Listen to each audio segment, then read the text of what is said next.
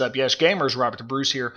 Most people use these support choppers as their own personal taxis, but they are good for so much more than that, which is why today we're looking at support chopper strategies.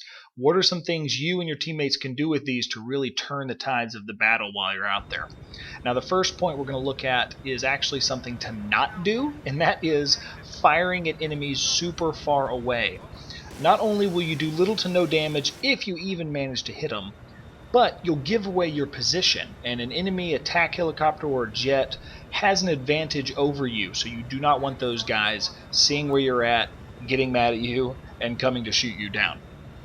Point number 2, bring along an RPG if you plan on getting in the support helicopter. It gives you an extra weapon you can use for ground vehicles like tanks and jeeps, and really opens up the possibilities of things you can do from the air. The minigun on the side does actually quite a bit of damage to ground vehicles, so it's not the end of the world if you don't have one, but if you have an RPG like I do here, just a couple of shots, typically you're hitting the top of the vehicle so you get that extra damage bonus, and you can really help out your ground troops. Point number 3. Use the zoom sparingly until you get really comfortable with it or the situation calls for it. Here you saw I was missing a lot of shots when I was zoomed in. And it really was not a situation where I needed to zoom in. I could be more accurate zoomed out. And I see a lot of guys doing this. You think like, oh, if I zoom in, I'm immediately more accurate with this thing. Not necessarily. If you're moving quickly, especially if the pilot is banking real sharply, it can be pretty difficult zoomed in to hit your target. So be careful of that. Point number 4. Enemy air vehicles are a #1 priority. So take them out as quickly as you can.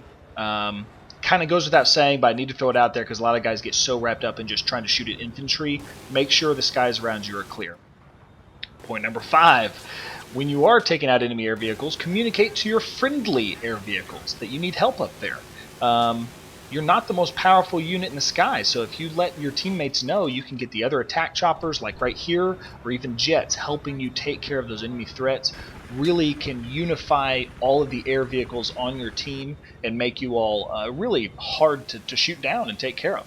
The last point here, do not be afraid to bail out. You're not stuck in that helicopter. If you see a threat, hop out, let your pilot know what you're doing, and go take care of them. Here we had these snipers that kept capping this point and really putting pressure on our ground units. They were just being a real nuisance. It was only a couple of guys, but it was making it difficult for us to hold that point down. So my pilot flew me over there, I bail out, I take care of the threats. They don't expect me to be parachuting in from above, and I let them know when it's done, hey, we're all clear, come pick me up. He drops down, picks me up, and we're back on in the support chopper. So don't get stuck in there thinking like, oh, I have this cool minigun, I don't want to ever leave. It's easy to feel that way if you have a good pilot and you're doing some good work, but bail out when you need to, and you can really become kind of an all-purpose team with that squad that you're flying around with. That wraps up this video. Thanks so much for watching, guys. If you haven't already, click that ridiculous subscribe button in the middle of the screen, and I will be back very soon with more tips and strategies for Battlefield 3.